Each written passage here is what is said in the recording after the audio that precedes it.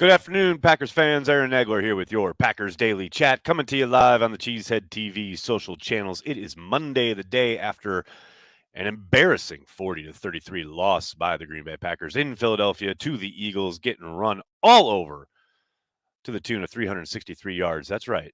Say it again, 363 yards. The Eagles ran 79 plays in that game last night, ladies and gentlemen. Packers barely had over 40. That's the discrepancy. That's the disparity. The Eagles basically doing whatever they wanted, whenever they wanted, pretty much all game long. Very little resistance from the green and gold. And one would think maybe that might give Matt LaFleur pause about the direction of his football team, but sure sounded like business as usual at the podium there from LaFleur on Monday, answering questions from reporters, chief among them regarding the health of Aaron Rodgers and what the plan might be at starting quarterback for Sunday's game in Chicago against the Bears.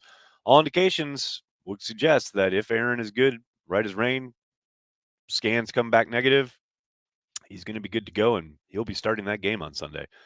Now, I suspect there'll be some twists and turns throughout the week, and we'll see. Rodgers already indicated he'd probably miss practice on Wednesday, but sure sounds like Rodgers, as long as they are mathematically in it, which they are still barely, about 2%, he'll be the starting quarterback for the Green Bay Packers, which, look, I get it. You paid this man $50 million.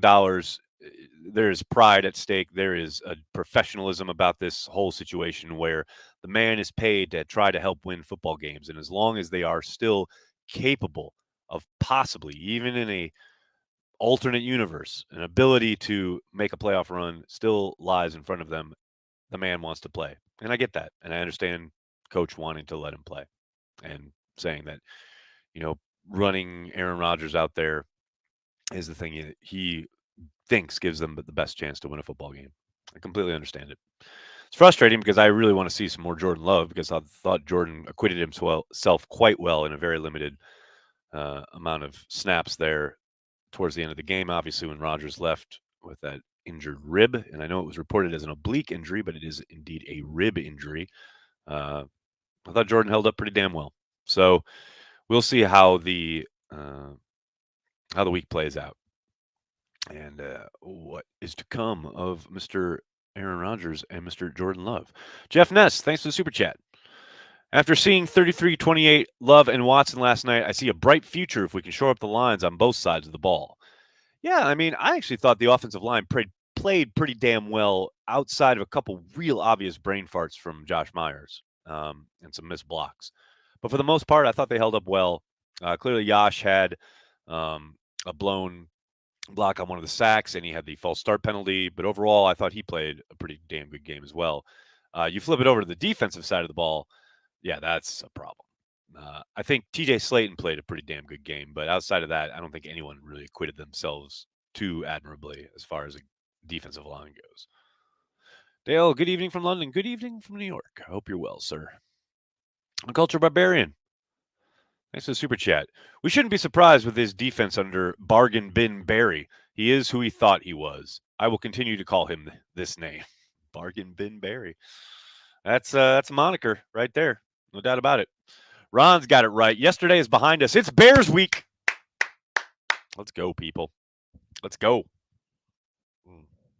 If nothing else, let Rodgers get this one last start in before the season is completely lost so he can own the Bears a final time in 2022. I'm down for this idea. Faraz, what's up? Thanks for the super chat. Can you see Rodgers playing for the sole purpose of keeping Love on the bench so the front office, coaches, fans don't get a look at Love? No, I don't think that's it. I think he wants to play because he wants to play. I don't think it has much to do with Love. Now, that said, one of the things he has talked about in the past about, learning things from Brett Favre is, Favre's streak and the starting streak, the thing that he holds most dear, and he has said often is the thing he is most proud of, that's born out of the idea of you don't want someone taking your job, and if Jordan Love does go out there and light it up, well, that conversation becomes a little interesting this offseason. Now, because of the contract that they signed Aaron Rodgers to this past offseason, it's not like they can just turn on a dime. There are a lot of conversations to be had. But no, I don't think that he, is trying to keep, spitefully keep Love on the sideline. I mean, I think there's an element of a competitor definitely that wants to play and prove that he's still got it and still can do it and lead this team to victories and put up big numbers and all of that. I think that's obviously part of the mental makeup, if you will. He wouldn't be one of the all-time greats, which he is, if he didn't have that inside of him, right? But no, I don't think he's doing it just like to spite Jordan Love and not allow him on the field. Flambeau, thanks for the super chat. Do the Packers at the end of the year, if Love looks good enough, tell him either retire or get traded? I think you're talking about Rodgers there, or has he earned the right to go out his way? Well, I mean, I don't think, again, that contract makes it real difficult for them to tell him much of anything. The ball is pretty firmly in his court. Trading him would put a monster, not an albatross, but a pretty damn significant chunk of, uh, there'd be a significant hit to the salary cap if they traded him. And if he were to retire, there's still a significant hit, but it's less of one, and it's probably a little bit more maneuverable. But the most likely option is that he's going to play, and they're going to pay him 53, whatever it is, $1 million to do so. And the real question becomes: is what do you do with Jordan Love then? That's the big question right there. Ben, thanks for the super chat. Ready to have some fun for the rest of the season. Let's see what the young players like Love, Watson, and Dobbs can do. Future looks bright. I mean, I'd love to get Dobbs and Watson on the field together. That'd be a lot of fun. This Dobbs high ankle sprain has now lingered 4 weeks. Would love to see those two in the mix with, those running backs and the tight ends and start cooking with a little gas there. Let those guys, maybe with Jordan Love at quarterback, start to get a little chemistry. I'd be down for that. Vex, thanks to the super chat. How did this team not draft a safety? How do we still need so much defensive help? It goes beyond Barry, way beyond him. I don't know. I mean, the draft falls the way it falls, right? And you're not going to fill every hole and every need and look out to every kind of future problem area on the roster. That's just, maybe they do if they don't have to give up picks to jump up and grab Watson. But I'm damn happy they jumped up and grabbed Watson. You know what I mean? Like, I understand that there's frustrations with the roster. There's zero doubt that there are a bunch of guys not playing up to expectations. But I don't think anybody, inside or outside the building, expected Adrian Amos to completely fall off the map the way he has this year. You know what I mean? Like, yeah, are there problems? Are there issues? Yes, definitely. But that's the same most years. You're always constructing your roster. That's why Brian says it's a 365 gig, right? But look, I don't think anybody expected Rudy Ford to come in and play as well as he has at safety. That's somebody they got off, the street prior to the season, right before the season started. It's not something that like most people had on their bingo cards as far as safety depth and someone who could come in and light a spark and actually be a playmaker and have big game-changing swinging plays, which he has. I understand. Again, I understand it. It is frustrating. The play has definitely leveled off and or even taken a pretty significant step back, especially when you're talking about Savage. But I mean, you can't plug every hole every draft. That's just unrealistic. Love deserves to play, says Mark. Mark, quote Clint Eastwood in Unforgiven. Deserves got nothing to do with it. Joe, what's up, man? Thanks for the super chat. Watson's catch and run reminded me of James Lofton's 83-yard run against the Giants in 82. Ran past everybody and didn't look like he was running all out. I had the exact same thought. That's so funny you say that. You can see that. That game is on YouTube, by the way. Go check it out. It's so, I like the long striding is so Lofton-esque, right? The fact that he looks like he's just gliding and everyone else is huffing and puffing and he's just like down the sideline and gone. Yeah, man. Absolutely. The defense played better with Ty Summers on the roster. Who knew? Brandy. You're obsessed, Brandy. You're obsessed. Ryan, what's up, man? Thanks for the super chat. In my opinion, if Rodgers doesn't sit because of injuries, it proves that he doesn't care about what's best for the team. He's clearly hurt. Don't hurt the team by playing. He doesn't think he's hurting the team. He thinks he's helping the team. That's what I was talking about as far as his mental makeup and what makes him an all-time great, one of the best to ever do it. The problem is there's no one in that building who's going to tell him, nope, you can't play. Matt's not going to do it. Mark Murphy's not going to do it. Brian Gutekunst ain't going to do it. They signed him. to an extension for a reason. They all, the entire building, put their faith in Aaron Rodgers. They're going to continue to have that faith until he's not a Packer anymore. Now, when that is, I can't tell you, but people are surprised or thinks he's hurting the team. He doesn't think he's hurting the team. He's Superman.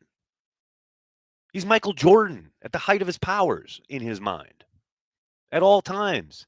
That's what makes him great. That's what's made him great through the entirety of his 17, 18-year career in the NFL.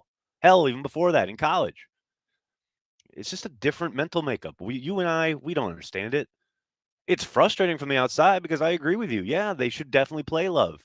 I think they'd probably be operating a little bit more efficiently on offense if they did.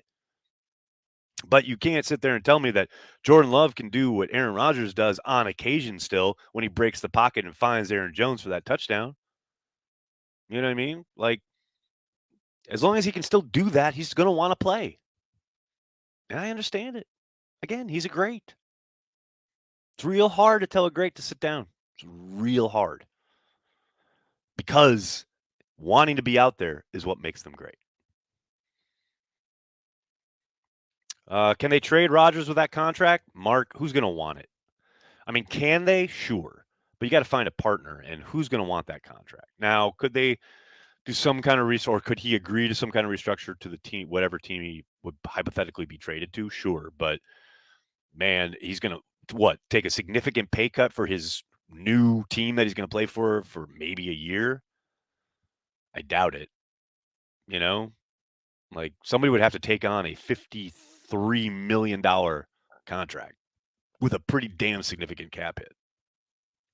Hey, who's got that cap space just sitting around that doesn't already have a quarterback? The list is short.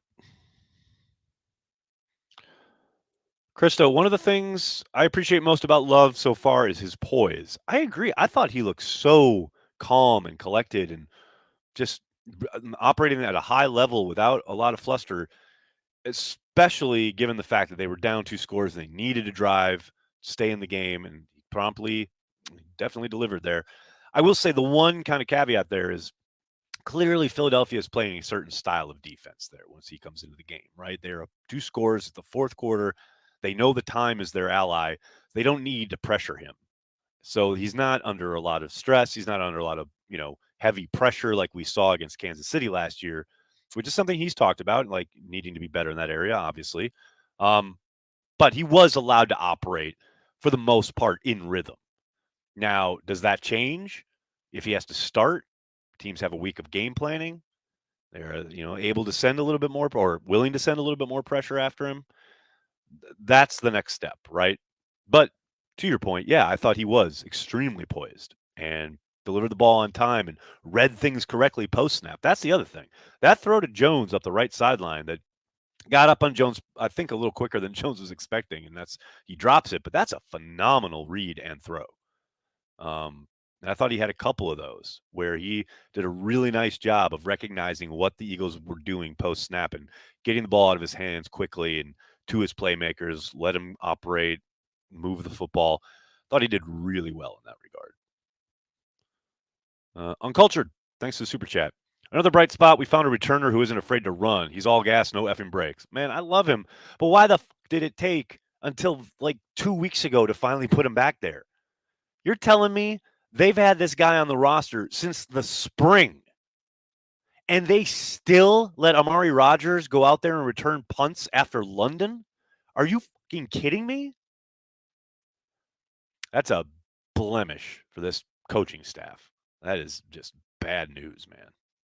Andrew, thanks to the super chat.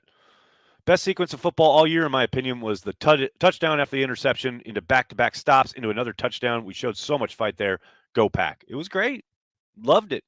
That was a phenomenal sequence. It was nice to see a team coalescing for once, kind of feeding off of each other. No doubt about it. Joe, thanks for the super chat. So is Christian Watson still a bust or no? It's a good question, Joe. I'll have to canvass Twitter and find out. It's funny how people are saying that shit, though, isn't it? Ed, thanks for the super chat. Someone here said it best. We don't hate Rodgers. We love the Packers. I'd rather see a healthy Love playing this week. It makes sense. Again, I understand it. I get where fans are coming from in that regard, but I also understand why Rodgers wants to play. I get it. Deshaun Perry, thanks for the super chat. Giving up 350 plus on the ground is kind of crazy when you think about it. LMAO. I mean, I don't know if I'm laughing my ass off there, buddy, but yeah, it is a little crazy. It is fucking crazy. No doubt about it. Preston says Clark got bullied last night. See, I don't agree with that. I don't think it's more troubling than that. If he had been bullied, I'd be like, okay, something's clearly wrong, right? Like he's definitely off, which he is. But man, I don't think he got bullied. I think he was just invisible. Like he was just a non-entity, which is way more troubling. Like there was one play in particular where he got off the block just fine. He had his arms on the ball carrier and let him slip away. Who the fuck is that? That's not Kenny Clark. Like to me, that's way more concerning. I have no idea what's going on with Kenny. You guys know. Anybody who's watched this channel for any length of time, listened to me on Packers Daily for this season, any of these previous seasons, whatever, since he's been drafted, I love Kenny. He is one of my favorite players on the team. But damn, man, he has been downright invisible. Not getting bullied, just invisible. I don't know. I don't know. I don't know whether to be concerned. I don't know if he's dealing with something either injury wise or maybe personal life wise or whatever. I have no idea. But that is not the guy that we all came to know and love over the course of the last X number of years. And what's really weird is that he was playing very well at the start of the season. First 3-4 games, old school Kenny Clark. Like the guy you would expect to be out there. But man, the last month and a half, I have no idea who that is. Vex, thanks again, bud. Did everyone forget the fan reaction to moving on from Favre? Moving on was tremendously difficult, more than most of us will ever realize. Yeah, I don't think I'll ever forget it. As someone who was running a Packers website at the time, it was certainly dramatic and traumatic for some Packers fans and certainly split people. There were definitely factions. And yeah, it was tough for a while. What's crazy is that people might not remember this, but man, there were Packers fans, quote, Packers fans wearing like Favre Vikings jerseys when Favre went to the Vikings. That's how split it was.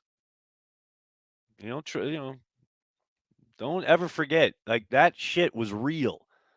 Like there were Packers fans who sided with Favre to the point that they would wear Favre Vikings jerseys. That happened. Yeah, that was a messed up transition, no doubt. JD, thanks for the super chat. I'm glad Aaron still wants to be a Packer when year after year our defense gets shredded. It's got to be tough on the guy watching that every week. JD, I will admit, I did speak to Aaron about this kind of subject a couple of years ago. I think it was after the Colts game where the Packers had had gone down and score, and then the Colts, had a big run back to set them up late in the game. And I said, that's got to be like so frustrating, blah, blah. And he had kind of almost I'm not going to say blasé because it wasn't that, but it was like, it's just the way it's always been. Like almost a resignation. It's like that is what he's been dealing with for how long? Whether it's the defense, whether it's the special teams. I mean, it's no mystery. You talk about it online. You remember back 5 years ago or whatever when all the arguments about Brady versus Rodgers, and you would inevitably get to, well, which one has played with a defense that's given up 40 plus points nearly every time they've gone to the playoffs and had to exit because of it, or driven their team down at the end of the game and gotten either a touchdown or a field goal to take the lead, and then the defense couldn't hold their end of the bargain. It's like, obviously he's cognizant of it. He's he recognizes the types of games they've played and his part in them and who has held up their ends of the bargains and who hasn't. No doubt about it. Edmundo, thanks for the super chat. Go Pack Go. Thanks for this platform and all the Packers fans here love beer and ball as well. Thanks, buddy. Thanks for checking it out. Bill and I will be recording the new beer and ball tomorrow morning. So make sure you check that out sometime, probably tomorrow afternoon. It'll be up on the YouTube channel. Oh, Kingley, I love this is great on Twitch. Why would we play Jordan Love when he is going to lead us to the toilet bowl and Rodgers will lead us to the Super Bowl? That's a great reference. Well done. Well done. Joe, thanks for the super chat. 4-8 Packers at 3-9 Bears. Will the teams bring back Bobby Douglas and Scott Hunter as honorary captains? Whoo, baby. Yeah, it's got a real 80s feel. No doubt about it. Although I think this Packers offense is a little bit better than the Randy Wright era Packers. But yeah, it's not going to be pretty. I'm fascinated to see if Justin Fields plays. I know he didn't play this past week for the Bears. If he is back out there, I mean, they've got the blueprint now. Just look at that Eagles tape and go, yep, just do all that. Because God knows if the Packers make any kind of adjustments. They haven't yet. All right, buddy, I'm going to have to get going. I can't thank you enough for hanging out, talking Packers each and every day, Monday through Friday, right here on the Cheesehead TV social channels. Please do me a monster favor. Hit like on the video, subscribe to the channel, and then tell your friends and tell your family. Cheesehead TV, we are devoted to Green Bay Packers fans worldwide. Thanks a lot, everybody. Have a great night. Go Pack Go.